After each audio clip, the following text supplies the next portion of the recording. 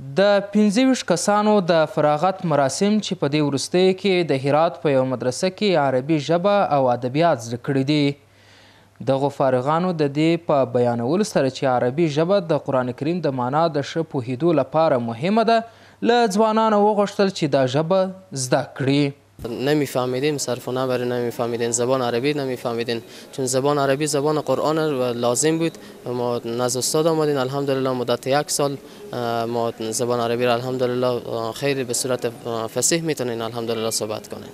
جوانای عزیزم از خصوصا اون کسانی که در رشته همین شرعیات قرار دارن، باز اینام انشالله چه میکنم توصیه میکنم که اونا به همین مسیر انشالله بپیوندن، به همین مسیر زبان عربی، مسیر قرآن و مسیر پیامبر صلی الله علیه و سلم را ادامه بدن انشاءالله.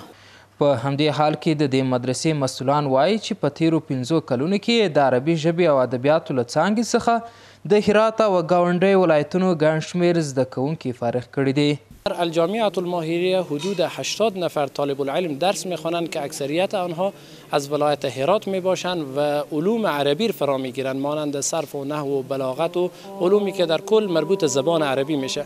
و بعد از پایان مرحله آموزش زبان عربی به تعلیم فقه اسلامی، حدیث و قرآن عظیم الشان میپردازند. له بلې خوا د عربي ژبې او ادبیاتو استادان او متخصصین ټینګار کوي چې د یو مسلمان په توګه د چا لپاره چې قرآن کریم او دینی مسایل په عربي ژبه دي، د دې ژبې زده کړه مهمه او حیاتي ده.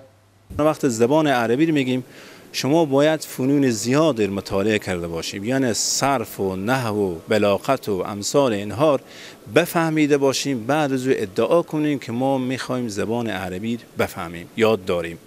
پس اهمیت زبان خیلی مهمه، خصوصا زبان عربي.